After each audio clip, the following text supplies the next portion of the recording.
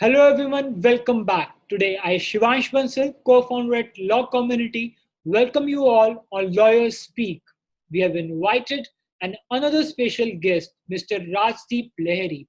He and his team are pioneers in providing legal solutions for debt syndication and advisory of in- insolvency and bankruptcy code, securities law, MAT suits, MCS Act, arbitration, banking and finance, media and entertainment. He's former counsel for Universal Studios and he has worked immensely in IPR. He's also lead counsel for Messrs. Usha International Limited and LIC HFL. We welcome Sir on our platform and going through this channel of communication, going to learn about his journey. Hello, sir. Welcome to Law Community. So, sir, my first question is how has your background influenced you to choose law, and how was your time spent in law school? Okay, so how did my background help me choose law? So give you a very brief, genesis of how this entire process of coming into the profession and still surviving went. Okay, so I'm born in a family of lawyers. There are near and dear ones all into politics and all. So I'm born in Calcutta, and so in Calcutta, we preferably don't choose, once inside the profession of law, preferably don't choose going into firms as a matter of choice. It is always into litigation, going into, practice in the trial courts, etc. Much like what we have in the other metropolitan cities in Bombay and Delhi and all. But in Calcutta, predominantly, we have that culture of going into trial courts, practicing with the provisions and all. And so, again, retreating born in a family of lawyers, did not really have much of a choice. And so the background helped me in the sense that it helped me have a very intrinsic look at life in general. Because it is not that all that glitters is not gold, what generally people are taught in law schools. So my background actually helped me in seeing life. I've seen various types of, we've seen police brutality, we've seen investigation, and those I've seen from a very young age. And that really helped me shape into myself into a mentality where I would understand that what is taught in law school and what happens in real life is day and night. So that background helped me in the sense that to understand what will be expected out of me once I'm out of law school. And so that again eventually helped me traverse the entire law school. And ours was it's a government institution under the University of Calcutta, renowned school. And so we had a lot of seniors, sons, daughters of very eminent jurists, police inspectors, politicians, etc. All brilliant people. But again, predominantly we were, it's a lot into politics, law, administration.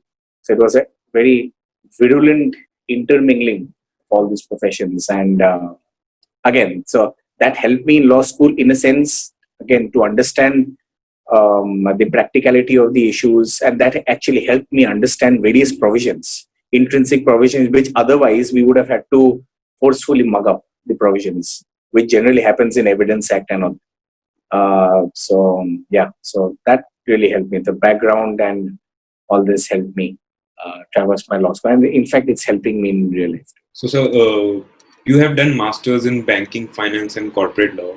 So, was there any specific reason that you opted for this field only? And what should graduates keep in mind while taking a subject for a master's? Okay. So I'll just correct yourself. I've done my LLM in contracts. Okay. So I have done my PGDVL in business laws. Okay.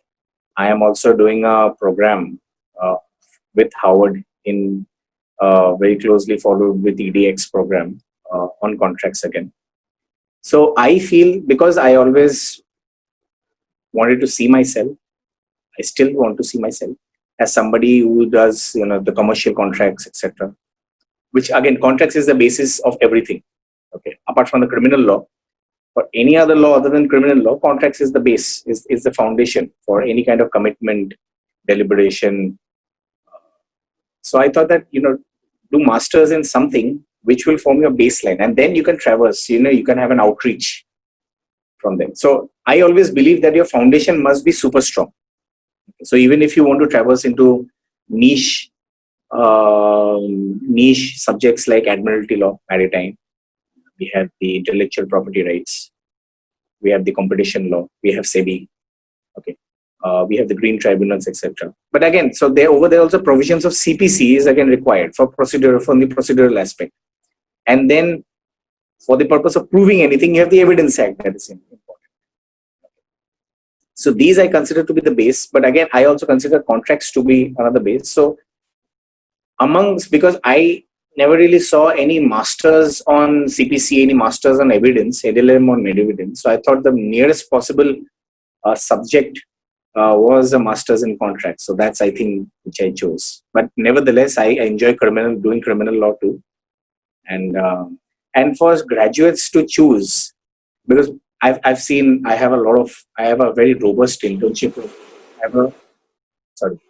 I have a robust internship program where I've seen, fresh graduates suddenly pursuing LLM.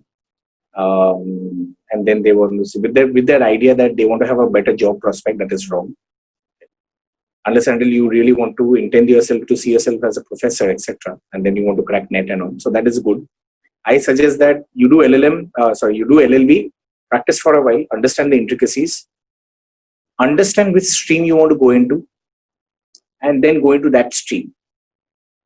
Else, what people do, they do LLM just for the sake of getting the degree LLM. I can tell you a lot of universities where you can get the degree with giving, of course, with due respect, giving the exams and all. But then you are not going into an LLM stream which you wanted. Perhaps you wanted to do IPR, but that slot is full, so you have to do constitution. But you have no idea of going to be a PIL expert or etc. Whatever. Good to do LLM in constitution, but then again, you must have some purpose, some objective. So everything falls in line. So if you want to be a Nani Palkiwala, or if you want to be a Harish Salve, or if you want to be a Ramjit Malani, everything right from your law school has to fall in a line. Only then, you can use the force of all the experiences that you have to do something good. Let's say after you get to the age of 35, 40, 45. So, sir, how did you started with the Team RL, and can you tell us about the broad functions of your organization? Okay, so Team RL, I think put some copyright on it. Sounds fancy. So, okay, so Team RL is my name, so Rajdeep Lahiri, and I always believe that it's always a team effort, right from your interns, your colleagues, senior counsels if you've appointed them, till your clerks, till your court staff, etc. In the dispensation of justice, number one, and the satisfaction of your clients, number two, which will again eventually lead to you having some monetary benefit of it, the remuneration, etc., the fees that you get. So why team? Because I feel from a very young age, I've always been into team sports, and I always feel that being alone, you will not travel that far. But with a team, you can have an anchor. You can always fall back upon. Okay. And as I said that I'm from Calcutta, etc. Professionally, for now, I've traveled pan-India. I've done matters in places where I don't think many people have gone. I'm doing a matter in the Srinagar High Court, Jammu and Kashmir High Court at Srinagar. I'm doing a matter in Jammu High Court, which I don't feel a lot of people from the other parts other than the councils from Delhi have gone. So those are the levels that I'm playing at right now. And it is all because that I feel that, if you have the backup of like-minded people with you, young people, right? So maybe you have people who are much elder than you, but they have the same mindset as you. I consider, if you have a very lazy life, then, like it's going to be like a lockdown mood, like. But if you have the fire behind you and you have a team that's egging you on, and so that's where the ideation of Team RL came in, just clicked. And I thought it to be a very tentative name, but still I'm continuing with that name. So Team RL, it's ideated very recently. I've been operating solo for a very long time. But of course, with my team with me, but with solely my name. But now I've changed it into Team RL. Hopefully, it'll give me good results. But the time where I was expecting good results is when the nation went into lockdown. So I don't blame myself for that. So, sir, you are also the chairman at Vakil Mitra, a legal aid organization. Can you tell us a little bit about that organization? And do you think it's important for the lawyers' development to involve themselves in the pro bono cases? Right. Okay, so I'll answer this question by asking you a counter question. Now, you all are law students, correct? How many of you in your life have you ever faced a situation where your friend, your aunt, your relatives have asked you for free legal advice? Yes, sir. So that answers the second tranche of your question. So I'm the chairman of Vakil Mitra, and so Vakil Mitra is a legal aid organization currently based out of Bombay and Calcutta. Trying my best to branch out to other places where, of course, I'll be needing manpower and all. And so basically, we give free legal advice to the needy litigants. Of course, we've also been taken for a ride by many litigants, because the moment they see that there are high court counsels who are sitting there, who does not want to come? It's typical human nature. But so predominantly, we've helped a lot of people by giving our advice, and it has helped people. In many cases, I have appeared for free or at no charge. I mean, almost no charge. I just take the clerical charge because I don't want somebody else, to forcefully, by compulsion, do it for free just because I'm doing it for free. So I always say that you please pay the clerks and all, because they are doing the work, they're doing the filing and all. So you please deliberate with them, but I'll make sure that that's also at break even. And so this idea came, why? Because again, my upbringing was a very major factor in that. Rough seas make rough sailors. And unfortunately, I have weathered various enormous storms. Okay, and that's why I'm saying that I've seen more or less of what life can be in litigation, right? And so most of the things were very personal to me, and I felt that at that point of time we were, I was very helpless. I really needed, advice at a very nominal rate, and so that's where it clicked. That even in my college, whilst I was in my college, we did not have any moats, etc., debates, which I still feel is I don't know, but I'm sure you all are good mooters, but I don't want to discourage you all. I've been a judge of various moot competitions too, but we never had any moot debates, etc. We used to do oration, we used to do public speaking. So that's where came in, and we also started we attempted to start our free legal aid in college. Somehow it did not click, anyways.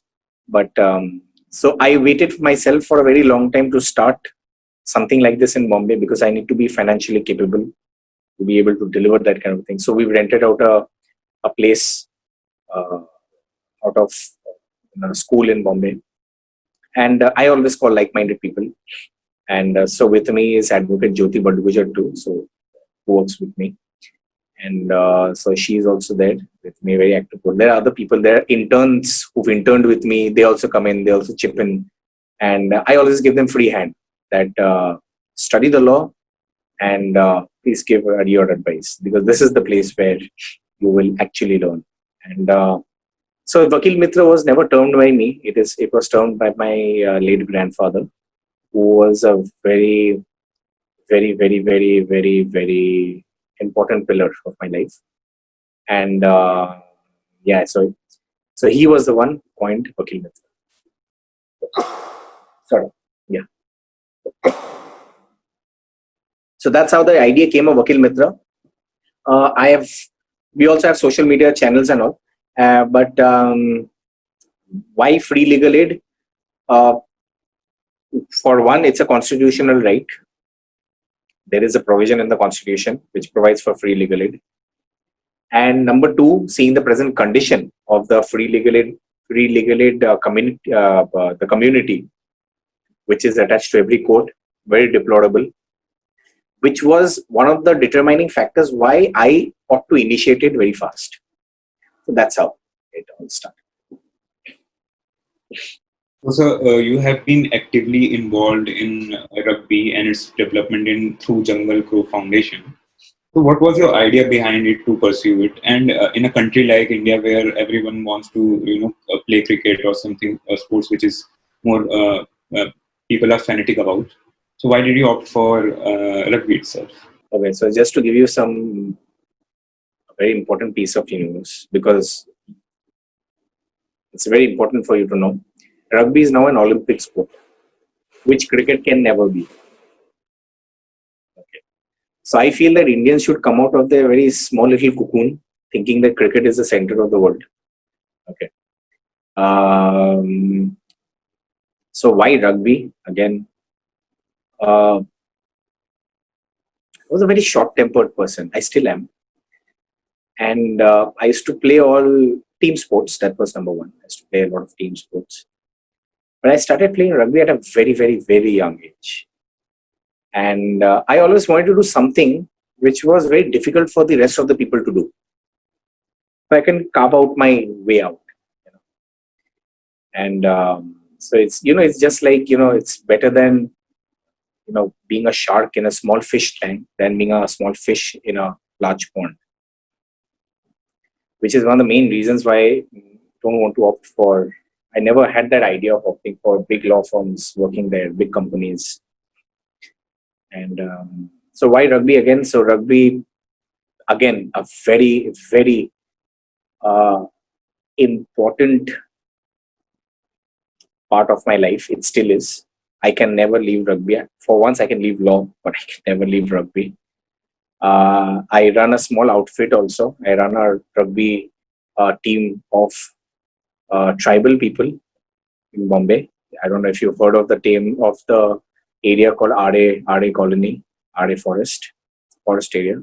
So I've made a small team of youngsters, tribal people from there. And these can only come from passion. Even law, we are always taught that in law school, we were taught that first 10 years of your life is no work, no money.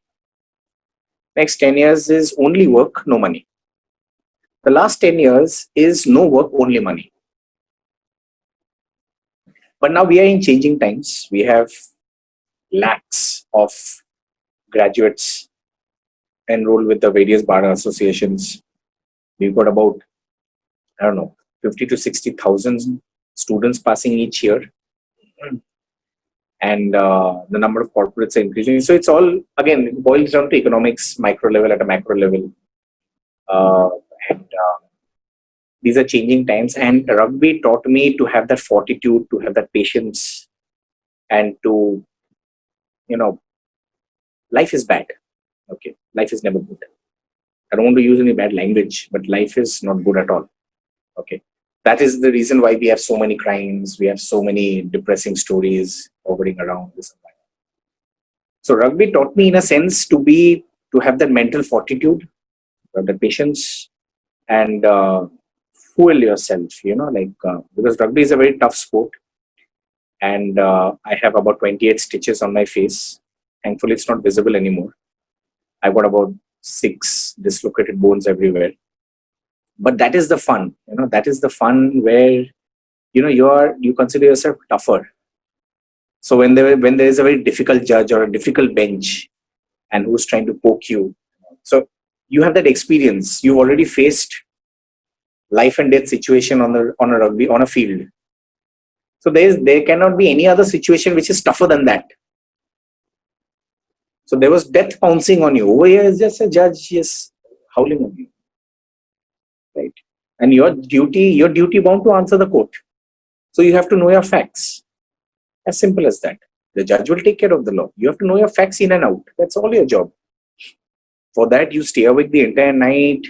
You don't eat, you don't sleep. That's up to you. So rugby, again, it's an integral part of my life. It has taught me. It's incomprehensible. It's a very touchy topic for me. And for that, I'll thank all my rugby teams. So I play for Jungle Crows. So Jungle Crows is an NGO based out of Calcutta. It has outreach programs all over the world. And so that's where I play. It's a club based out of Calcutta. So, what significant changes would you like to see, especially in the field of litigation, which can improve the workings in the court? What significant changes I want to see in light of present situation? So, in present, in future also, what with respect to technological or a structural change which you think which can be happen in the which can help in the workings of the court? I think everything is perfect. Only the lawyer's mentality should change, and the litigant's mentality should change. Otherwise, I don't see a difficulty. I mean, people say that we have a dearth of judges. Okay, but then there will obviously be a dearth of judges when the case humongously increases from time to time. So in one writ petition, you're filing 10 applications. Each 10 applications will have 10 sub-applications, and then you expect the same judge to deliver it on the same day. I think it's very unrealistic.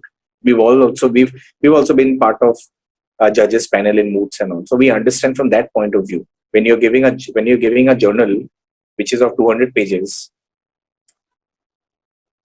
we've all heard of litigants saying that judge to padhke nahi aata hai. Judge will only see those key points by experience. So this is where the experience comes. So I have written a very good article. It's called The Mortality of Ethics. So the mortality of ethics is slowly, it's becoming a very determining factor in litigation. Adjournments and uselessly dragging on trials. Okay. Then dispute between the litigants and the advocates, because we don't have the UK system where advocates can be held liable for any wrong advisory or etc. procedural irregularity, etc. So I feel, of course, we need judges, but more than that, we need the mentality to change. There are younger generations coming in.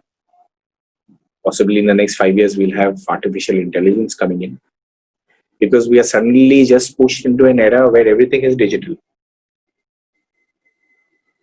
And I feel our power to adapt is very weak. We always give a very strong resistance to a change. But people forget that unknowingly we've traversed various digital eras. We've come from the typewriters, mobiles, pagers, walkie-talkies, computers, the early computers, laptops, DVD players, pen drives, now emails, okay, now video conferencing. Okay. So unknowingly we've traversed through all these eras. That time we never had a problem. Of course, again, economics is another very, very big issue. People who do not have access to all these computers, who do not have access to a continued flow of electricity, who do not have access of good tower, where mobile network is not accessible easily.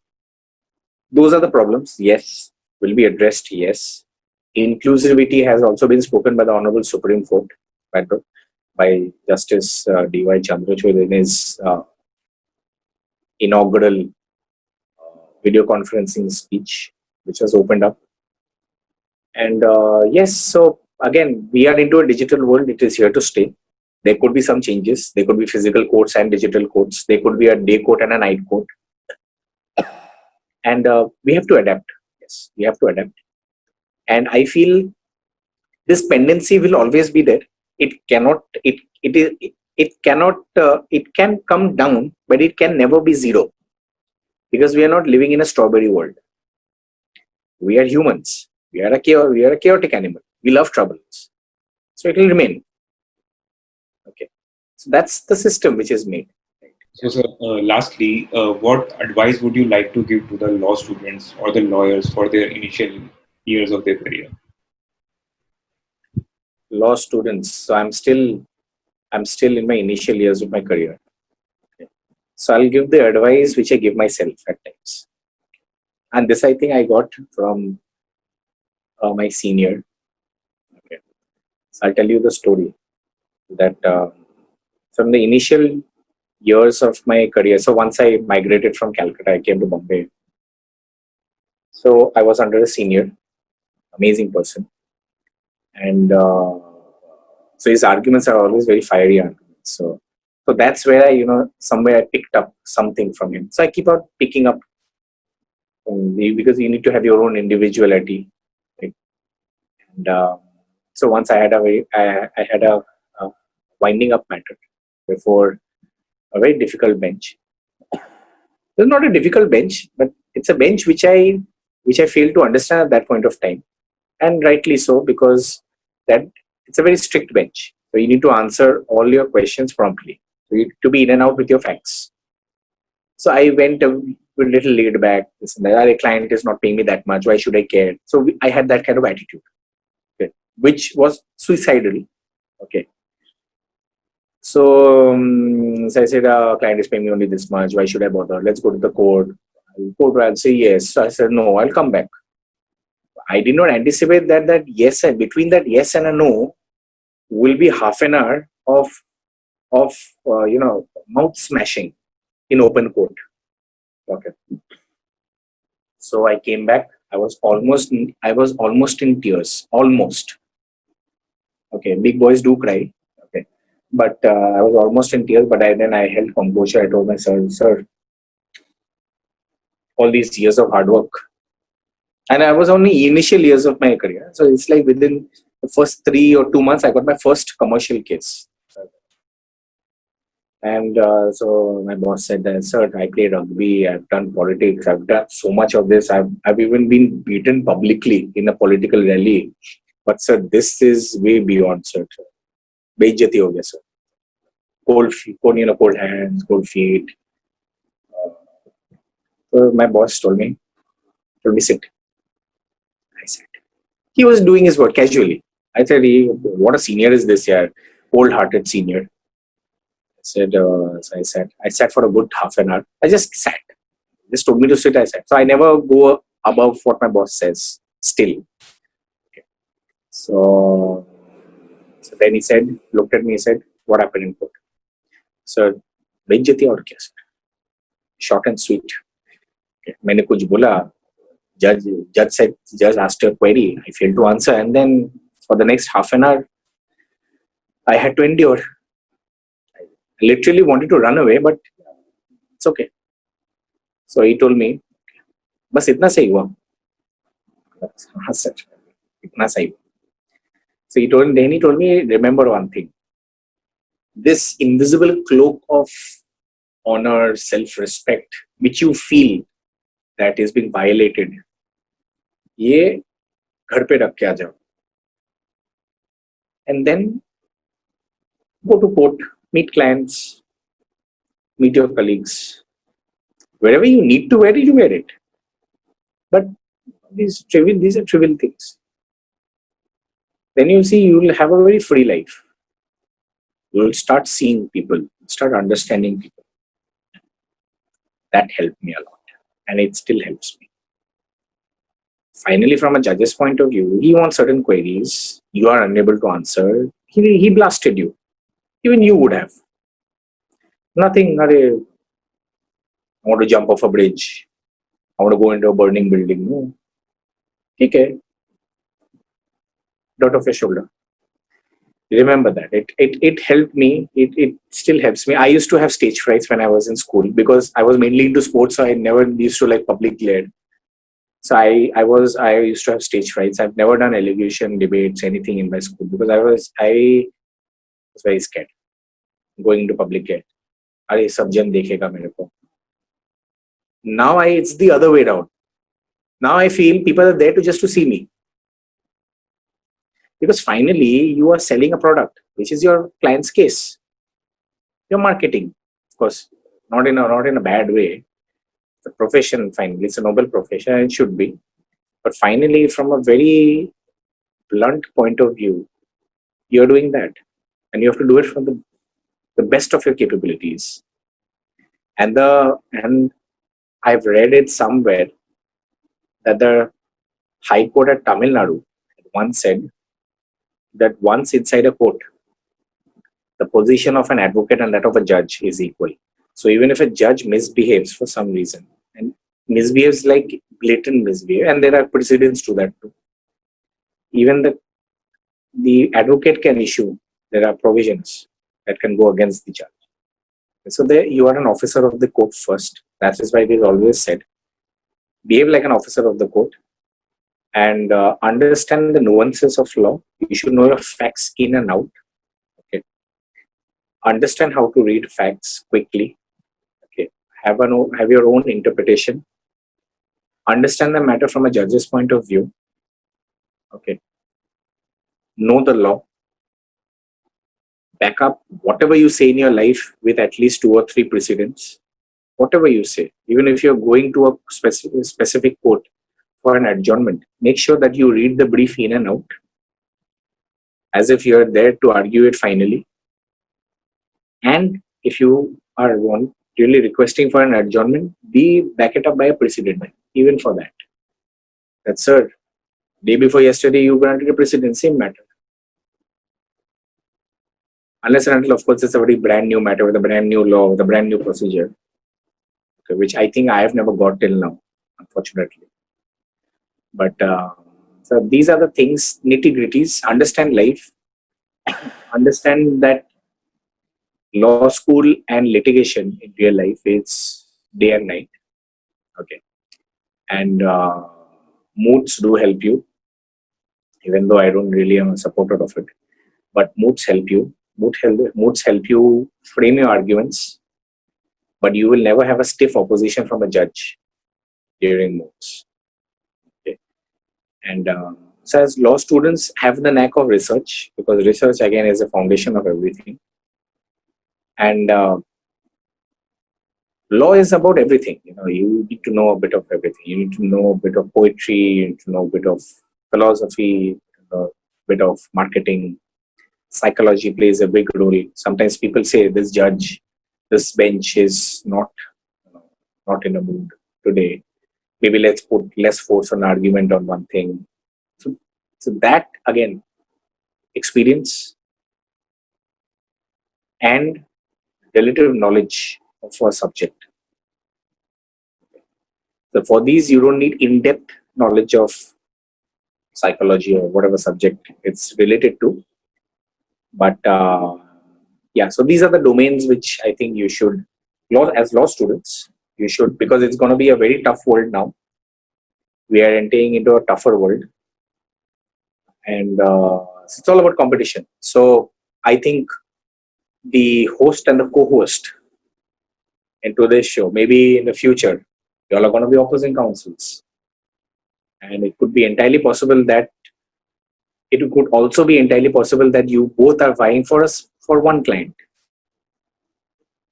So everything, सब कुछ दाव में आ जाएगा at that point of time.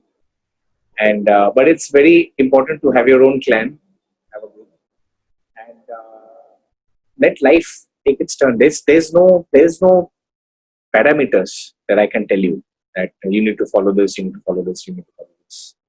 Just keep your eyes and ears open. That's what my mother still says. Keep your eyes and ears open. See the world. आदमी लोगों को पहचानो. Anybody, any human. Okay. And I'm sure the more the modern generation, I think it's going to be easier for you. Thank you so much, sir, for having an amazing interaction with us. I hope it will definitely gonna benefit a lot of young minds. So, sir, and I hope that we can have more such conversations in the future also. Thank Oh, you. absolutely. It's a pleasure. And please continue these kind of, because I think these kind of sessions do help. We've seen a lot of webinars where people are talking on the nuances, intricacies of law.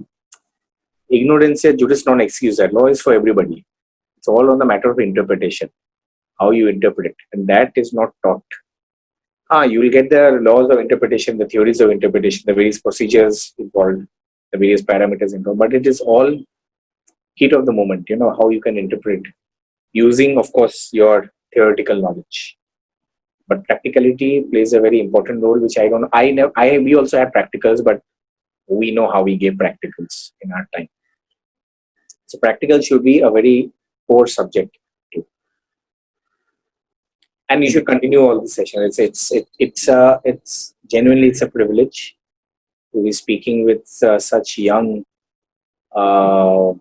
future litigation professionals, and we hope to see you more.